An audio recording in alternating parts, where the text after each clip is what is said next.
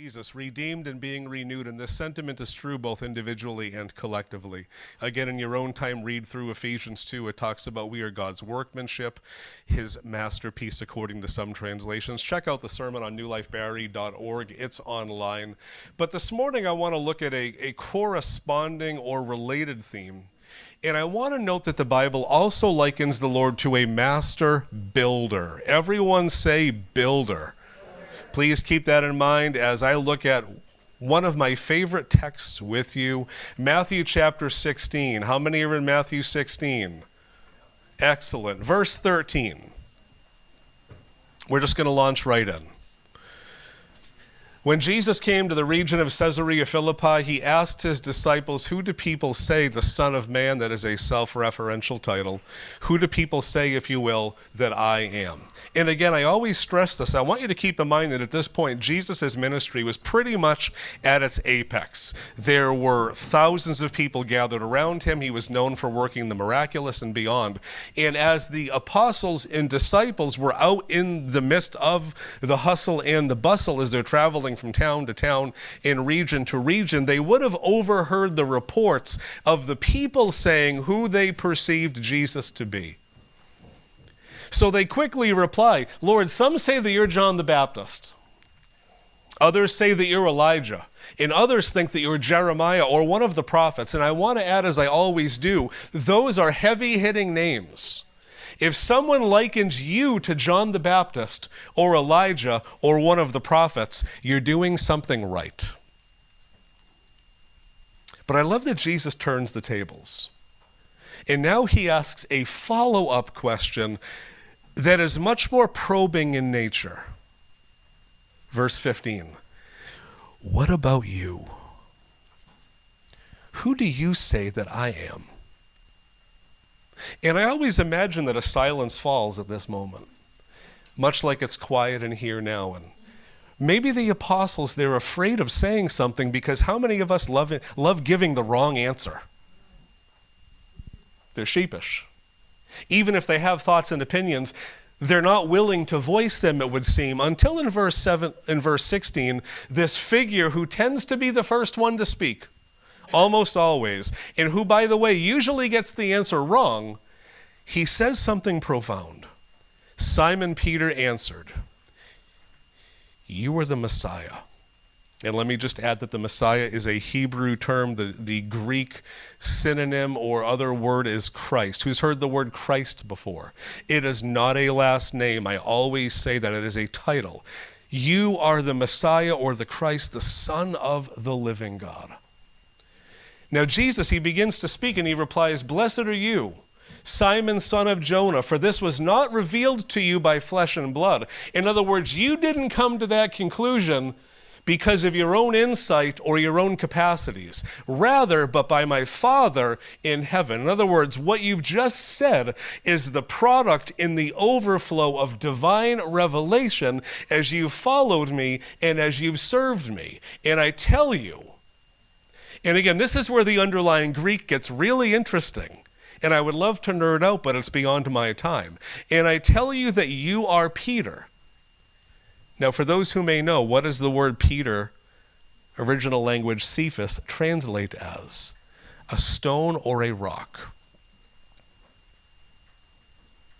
I tell you that you're Peter. And again, there's something prophetic in this, that I'm going to make you into something solid and stable and unwavering. And this is where the Greek gets even more interesting. And on this rock. And again, you would assume that here he's talking about Peter, but he's not. Because if Peter is a small stone or a pebble, the word here speaks to a massive rock or an edifice. And it's upon that rock that Jesus will build his church. I would interpret that as not upon Peter, but upon the confession that came through Peter's mouth that Jesus is the Messiah or the Christ, the Son of the living God. All eyes this way. I have to stress this point because it's beyond my notes, but I need to hit it. The church is not built on a person. It's not. It's not even built on Peter, and he was one of the foremost apostles and greatest disciples to ever walk this earth. It's not built on me. It's not built on you. It isn't built on a human denomination. We're going to talk about this in a few moments. It's built upon a singular truth that Jesus is the Christ, the Son of the living God. It's built upon a reality of who and what Jesus is. That's what binds us all together. It's him. Can I be honest with you? I love you. I'm not here for you. You're a nice byproduct of what I'm really here for. And you want to know what that is? Him. That's why when I'm in the midst of worship, I'm not even thinking about you. And I'm not being rude when I say that, because I genuinely hope you're not thinking about me. And even though Misty has a lovely voice, and Tim and Ellie and Belle does a good job, and Ryan back there in the corner where no one can see, I hope you're not focused on them. Can I give you some friendly advice? After a while, close your eyes and even forget the words are on the screen. Focus on him, so that when it comes to this time, then you're primed and ready to hear from him as he speaks through his servants and beyond. That was all free. Let's get back to the notes. On this rock I will build my church, and the gates of Hades will not overcome it. I will give to you the keys of the kingdom of heaven. Whatever you bind on earth will be bound in heaven. Whatever you loose on earth will be loosed in heaven. And then, and this is interesting, he ordered his disciples not to tell anyone that he was the Messiah. Now, there is so much in there. There are depths in a very small amount of real estate that I do not have time to touch. But what I want to touch upon this morning, and it's going to be the segue to a new series, is a number of words that appear in verse 18. Jesus speaking, and I want you to consider the simplicity but the depths of this. You ready? I will build my church. Everything else we've talked about and touched upon, I want you to set aside. Revisit it in your own time, or call me for some office hours and we can talk about the depths of Matthew 16, the verses we just looked at. But this morning, I want to unpack a little bit for you the profound nature of that statement in declaration and promise. I will build my church. You see, throughout the entirety of the Word, God is presented as a builder. It's just a part of his nature. It is an aspect of who and what he is. If you read Hebrews 3 in your own time, it says the following.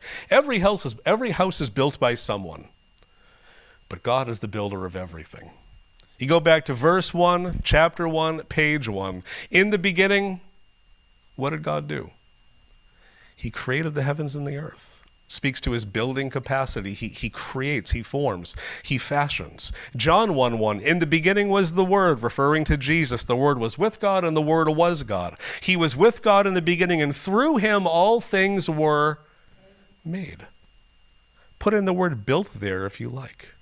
You read Colossians chapter 1, the great apostle Paul, the Son, referring to Jesus, is the image or the expression of the invisible God.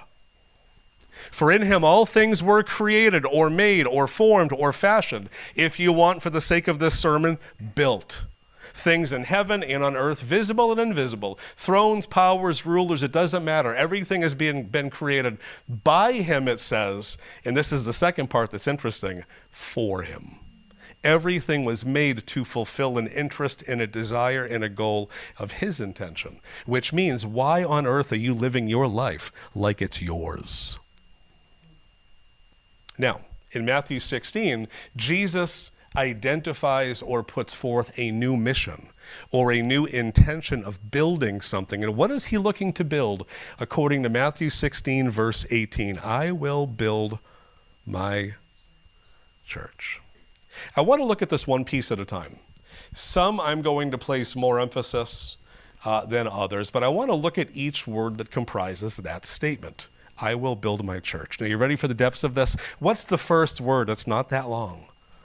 I want you to consider that you're at home for a moment and you have the Bible open in front of you, which is a good habit to have, and you're reading it, which is a better habit to have, and you're trying to understand it, which is even better. And you come upon that word I. What's the significance of I? Again, I'm going to read it out loud, placing emphasis and highlighting that. I will build my church, with Jesus speaking. The I indicates that the church, again, is not an organization or an entity built by human capacities. You see, we function under a lot of delusions in the church world. to which no one says amen, but it's true. We function under a lot of delusions, and one of them is that it's the work of pastors and clergy and missionaries and evangelists to build the church. But truly, nothing can be further from the truth.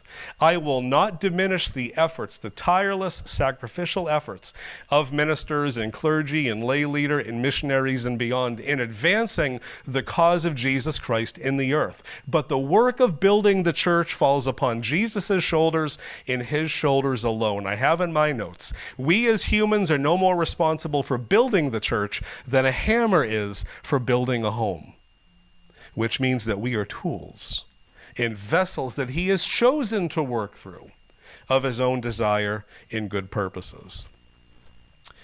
I am not handy. I'm not good at building things. I'm not good at fixing things. Though I'll give a bit of a self-plug, thanks to YouTube and owning a home, I'm getting a lot better. Misty's actually amening that point. I have a small sense of pride. It won't last long, but it's there. You see, but when you endeavor to build a home, or you want to build a home, unless you have the skill yourself, you have to find a qualified builder. We're considering putting an addition onto our home. I'm not going to do it. You want to know why? It's not going to last. One good storm, bye-bye all the money we spent. Step one for me has been, we need to find a good general contractor, someone who's going to be responsible for either the building or the oversight of the building, who has the requisite skills and abilities to get the task done. There is great danger in not utilizing a properly trained contractor. Translation, the house might fall while you're in it. Now translate that to heavenly realms. I put to you the question, who but Jesus could build something as mammoth and as significant as the Church of Jesus Christ? I'm thankful it's not my job, but I'm thankful that it's his. Let me give you a little bit about Jesus' resume. The Bible declares Jesus to be the Holy One, King of Kings and Lord of Lords. He reigns and he is preeminent over creation, being its creator and the firstborn from the dead. He's the light of the world, the good shepherd, the Prince of Peace. He's the Son of God. He's the Son of Man. He is the embodiment and ultimate expression of his Father, because the fullness of the Godhead dwells within him bodily. He is known to be the great deliverer, our tireless intercessor, our high priest. He is the author and the finisher, not just of the faith, but of our faith personally. He is the Lamb of God who takes away the sin of the world. He is the mediator, the only mediator between God and men. And his is the name that is above most names, some names, all names. He is self-described as the way, the truth, and the life, with no one coming to the Father but by him. He is the resurrection and the life, and the one who holds the keys to death, hell, and the grave. I would argue that Jesus is eminently qualified to do the work. So when you consider this promise in this statement, I will build my church, consider the one who's speaking, which leads to point number 2. What's the second word in the phrase, after I? After I will build my church. Which indicates that the building of the Church of Christ and its completion is inevitable. It is sure, it is certain, it is fixed, it is unavoidable, it is immutable. It will come to pass. You see, as I say all the time, a promise is only as good as the one making it. In your life and living, you have people that when they say they're going to do X, Y, and Z, you know enough not to really put a whole lot of stock into it or to have a plan B. You want to give them the chance to get it right, but you have enough of a track record and experience to know they're probably not going to, because a promise, again, is only as good as the one making it. Is Jesus good at fulfilling his word? Why don't we believe that more in our own personal lives? Where are you at in your life right now with the Lord? What's the area that you're finding it so hard to trust him in? Flex that muscle a bit. Faith is like a muscle that has to be worked. It's not just going to come naturally. Left to its own devices, your faith will atrophy, much like a human muscle if not worked. What promise are you holding on to? To what degree are you seeking out his word to even find what promises are applicable to your situation? Don't rely upon just the Sunday pulpit to give you all that you're going to need to know. You have a Bible. If you don't, there's a bunch here. Take one. If you can't find it, I have a whole bin in the back. If you have a smartphone, download it. We live in the most Bible-saturated country on the planet, and believers know precious little of it. Why? Because we prefer to trust in ourselves and in our own capacities. But as for me, when it comes to the upbuilding of the church, I'm trusting in Jesus, because if he says he will build it, it shall be built. That is not to say that the church will be without opposition. Christ himself promised that we will face difficulty on a number of fronts. Download my notes on Tuesday or Wednesday, because I have a lot of Bible here. I'm not going to have the time to unpack, but I want to give you just a couple of things to consider. The church has always dealt from the beginning with rival and opposing religious forces. Who was Jesus' greatest earthly enemy? Who were the people that really did not like him and ultimately sought to kill him? It wasn't the prostitutes, and it wasn't the tax collectors, and it wasn't the shamed and the outcast and the lepers. It was the religious elite of the day. They couldn't stand him because he exposed them for what they were, hollow and empty shells. Lord, may we live in a time where you once again expose how hollow so much of the church really is, because it's not really part of your church to begin with. The apostles were continually harassed by the same religious leaders. There were secular forces that were arrayed. In the beginning, the church kind of stayed under the radar of Rome and the Greco-Romans and the overseers and the magistrates and beyond. But it wasn't long before wherever Paul went, he spent time in prison. Do you know how many early believers suffered for their faith? We could talk about demonic forces. It's interesting to me that in a time where the world is becoming so satanic, how many watched the Grammys lately? People are like, what's the Grammys? That's a good point. No one watches it anymore. Open displays to the enemy, if you will. At the same time, while the church is becoming too smart for its own shoes, and we deny the existence of a devil anymore. You know the number of believers that don't even believe in the demonic or a literal Satan? The numbers would frighten you. And if we deny the reality of an enemy, how can we possibly have victory over him? Food for thought.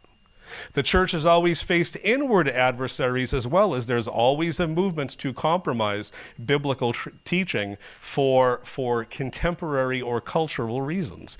Gang, open your eyes. We are in that age. I can't convince you of that if your eyes are closed to it. But despite these things, Jesus will build his church. And what does he say in verse 18, the latter parts? I will build my church and what? Can I hear a guy's voice? I always hear women. Men, what does it say? The gates of Hades will not what? Wow, we're weak. Say it out loud. The gates of Hades will not overcome it. This is a promise for us indirectly. This has application. This is one of the verses I hear the most misinterpreted. Let me help you understand what Jesus is talking about here. Because people do weird things with gates and Hades. Hades is the realm of the dead. It's quite literally the place of departed spirits. What is a gate? A gate is an entry point or a point of access. What is the entry point into the realm of the dead? You ready? Death itself. You will not enter the place of departed spirits until you die. So what Jesus is saying here is, I will build my church, and ultimately death itself will prove powerless against me and those who belong to me. What does the Bible say in Acts 2 regarding death? It tried to keep its hold on Jesus. It said it was impossible for death to keep its hold on him. It tried. He broke its power. And that promise overflows into our lives. Gang, if we're believers, why are we afraid to die? Now, I'm not saying be morbid and look forward to it or rush into it. He has a mission and an assignment for you in the here and now. But of all the things we should be afraid of, death should be just about last. If I die this week, Lord forbid, I hope you shed a tear. Maybe say a few nice things. But don't mourn that long, because if I had the opportunity, I'm not coming back. I always call death the upgrade. It has a benefits package. All of the best benefits in Christianity come upon our death, because ultimately death itself will prove powerless. The day is going to come, God's going to open up all the graves and bring everybody out. Some will be cast away forever for him in a horrible place called the lake of fire. The rest will find entry into a new heavens and a new earth and a new Jerusalem, and it is just all good. He will, what's the next word? Build his church. He will construct it, he will prepare it, he will make it ready. We're going to take some time in the days to come to talk about the nature and the purpose of the church, why we're even a part of this thing called the church. But I want to go back to a contractor for a moment, or imagine that you have the skill and you want to build a home. True or false, a little bit of work goes into building a home. No, it's true. A lot of work goes into building a home. Hope I phrased that correctly. In 2014, this church put an addition on, which is the closest I've come to a building project, unless we decide to go with an addition on our own home. And I just have a couple things in my notes here regarding the steps that had to be taken to build that addition. We had to, A, find the proper contractor. That took time. B, we had to establish a design based upon the purposes of the room. What do we want to build? How big do we want to build it? I can recall David was a part of some meetings. You wanted flying buttresses and gargoyles, as I recall. Flying buttresses didn't really serve the purpose of the room, so we kind of went against it, plus cost played a role. We had to secure necessary authorizations to build it. You can't just begin swinging a hammer without a permit. I mean, you can, but should you ever be found out, I wish you well. We had to consider the cost of the thing. We had to secure funding. We had to take out loans and such. We had to purchase the necessary supplies, some ourselves, some by the contractor. And when it was all said and done, after all the work was put in, we had to celebrate. We got to celebrate the mission accomplished some months later. I want you to consider that in relation to the building of the church. Jesus established the design based upon his good purposes and the purpose of his Father. When did they come up with the plan, by the way, to build the church? Well, I would put forth, when was the idea of Jesus crucified first crafted? He was slain when? From before the foundations of the earth. In other words, God's put a lot of time. There was a lot of build up unto the moment when Jesus finally said, it's go time, I'm building this thing. The Lord had to operate in sync with the will of his Father and under his oversight. Much like we had to get permits, God the Father had to sign off on the construction. Jesus had to consider and prepare for the cost of the project, making necessary preparations and follow through. He had to purchase the necessary supplies. All eyes this way. He's still doing it. What do you think happens when a person's saved? They're purchased. They're brought into the kingdom. They become living stones in something that he begins to add to the edifice until the work is done. He's been preparing, erecting, and forming and fashioning the church for about 2,000 years. And until he comes, the work will continue. The day will come. Much like we celebrated, he will celebrate, and he will declare it's good. In fact, it's very good. We'll talk more about this in the days to come, but Jesus will build his church. Almost done. Fourth word, I will build what? My church. The term speaks to origination. Once again, the church is not of earthly origin. We did not birth the idea of a church by committee. We did not outline the purposes for which it exists. Rather, the church finds its point of origin in the Lord as it was first conceived of in his heart and in his mind. He is the sole catalyst behind it. He is the driving force of the thing, and he's operating according to his good pleasure. I have in my notes all things pertaining to his church. Its function and its working originate in him. But number two, it speaks to possession. To whom does the church of Jesus Christ belong? I just gave you the answer. God is under this idea that it's all about him and that you are his. We don't always want to go along with that. How many of us want to do our own thing a lot? You can raise a hand. I have my hands up. How's it working out for you?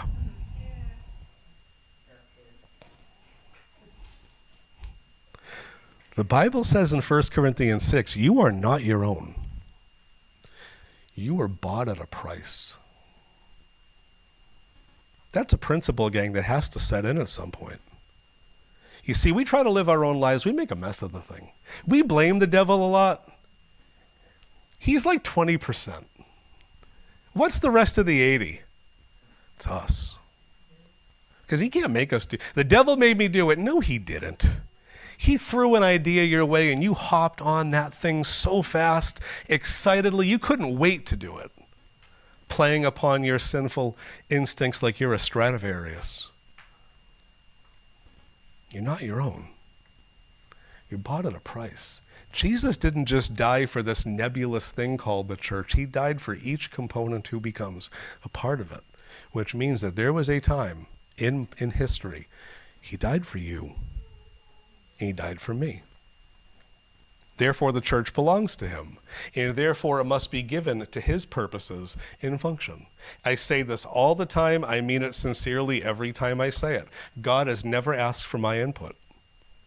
He's never asked for my wisdom, my insight, my experience, my pedigree. None of those things impress him. So my prayer life very often is not, God, I have an idea. What do you think of? It's, God, what do you want to do? What are your thoughts? What's your heart? God, what's your heart for New Life Assembly of God and the people who are here? God, what's your heart for my family? God, what's your heart for the family we're seeking to build? What doors are open? And in the days to come, we're going to be, Lord willing, finalizing an adoption. That wasn't our idea. I never would have went this way. I would have chosen a far easier and, by the way, a shorter path. We're like 10 years in the making, and only now are we starting to see the fruit of where he's been leading us. And you know what? Once the judge signs off and the gavel swings, in some ways, that's just the beginning of the job. She's 3.5. She's getting more intense. She's almost broken us the last week. How many people have had little ones and they just don't ever want to take a nap or go to bed? You want to know what happens when you don't sleep for a while? You get weird. I look at Misty sometimes. This is going to filter this through the fact that you know me. Misty, I love you. And sometimes she has the look that eventually I've seen in every mother's eyes, like they're like 38 seconds from just offing everyone. And I get a little scared sometimes. But our lives aren't ours. They're his. So live that way. It's far better. I end with this. I will build my church. You know, I've been teaching at Stetson for 6 or 7 months now, and a lot of it has been very basic, just Christianity 101. It's been so life-giving, by the way. I never would have chosen it. Christy, I'm thankful that you volunteered us. For those that don't know the story, long story short, Stetson reached out saying, can someone come lead a Bible study or something? And dear Christy, who's really a good personal friend as well, said, I'm sure New Life will do it. And because we've been praying for open doors, and the door opened, and we're like, okay, Lord, here we go. And it's been a blast. I will say it's so rewarding at times to teach Jesus to kids in particular who know nothing of him. And you see in their hearts and in their minds the impact truth has when all they've known is lies, if that makes sense. And I've been teaching them quite a bit as I try to teach you the meaning of words. We use words all the time, but oftentimes we don't really even know what we're saying when we say things. So when we use the word church, that word has almost so many meanings to us, it kind of means nothing. People go to church. Is that what Jesus is talking about? Is Jesus looking to build physical buildings? The answer is no. We use the term to describe the gathering place of those who are his, but more particularly or specifically, the church isn't about a physical structure, it's about a spiritual people. We're going to go a bit deeper next week regarding what is the nature and the operation of the church, but I want to give you a little bit of concluding information. This is the first time in the New Testament that the word church is used, by the way. The Greek word is ekklesia. The literal meaning of the term is a called out. That's the underlying idea. Called out, a called out people or assembly, and it connotes the idea of a people who are called out of a sinful world to uniquely belong to Him.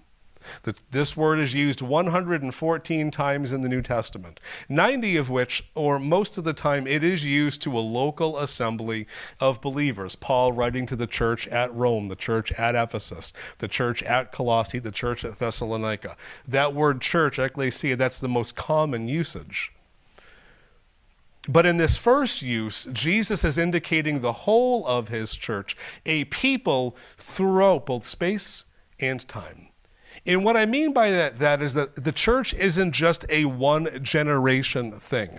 We are 2,000 years into His work of building the church. That is 2,000 years worth of believers of every continent, every tribe, every kindred, every tongue. It is a big organism or entity.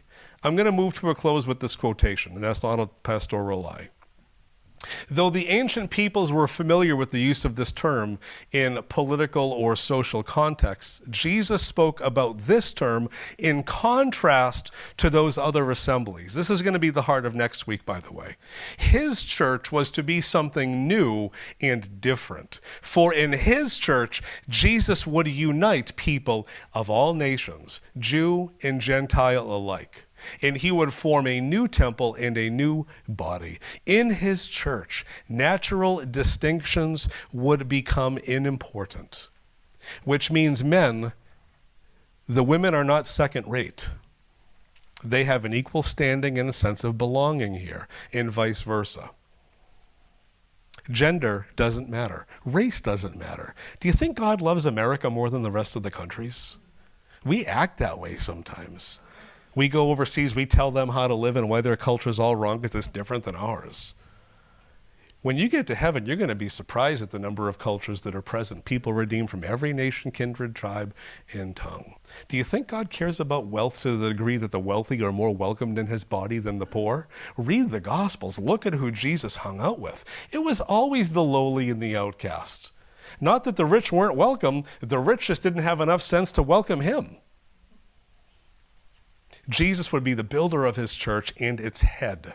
Each believer in this body is a living stone. These are all Bible verses. Believers would meet in local congregations or assemblies to worship Christ and to serve Him, but they would ultimately belong to a universal church, a glorious temple being built by Him. Therefore, there is a oneness to the people of God that ought to be revealed to the world by love and genuine unity. How many churches are there? Well, in an earthly sense, lots. There's a number in Barrie. But in Christ's eyes, how many churches are there? One. I'm going to end with a story. And it's a true story, thankfully. About a month ago, something unique happened. And this features Jimmy's son, Joey. How many of you know and love Joe Brown? He attended here for a time.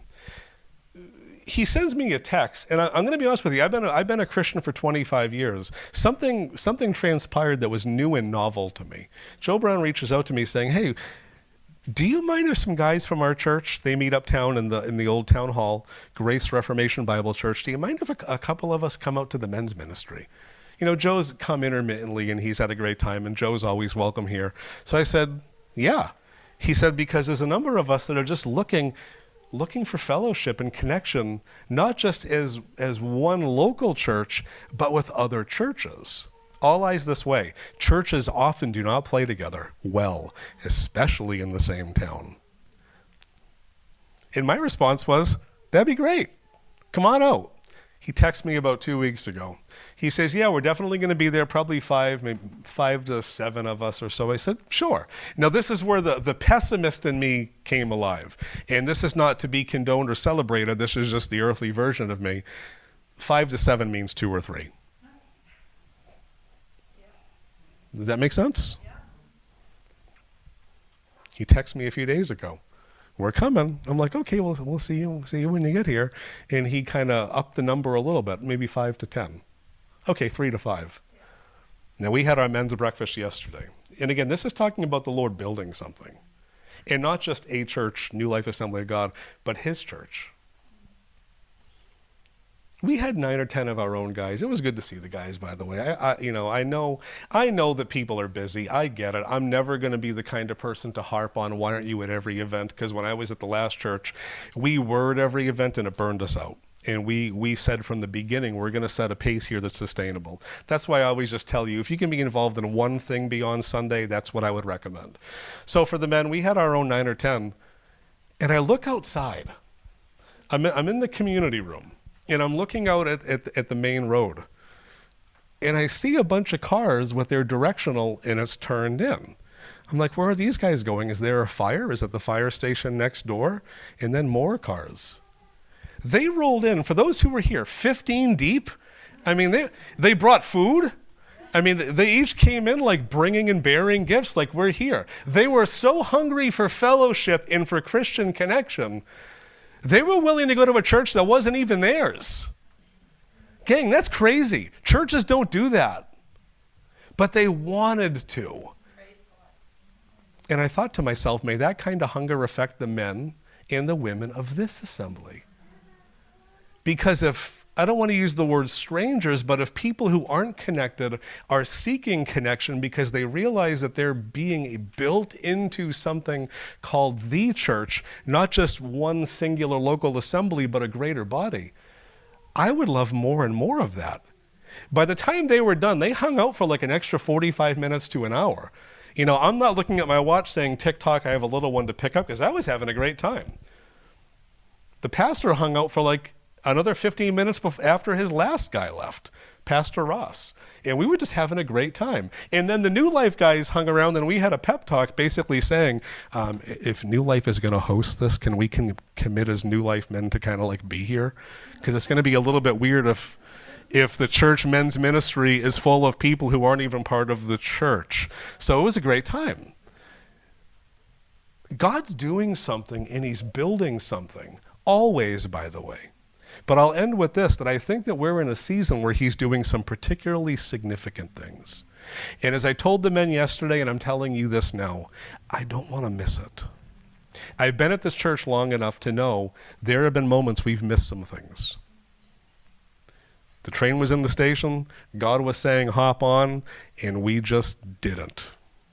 So we rounded the mountain again, and he's faithful, and he'll bring us back to that place. I'm telling you now, and I sensed it more and more this morning in my own personal life. That train is pulled into the station. He's saying, hey, it's time to hop on. Let's go a little bit further down. I have some stuff I want to do. I want to build my church, and you're a part of it.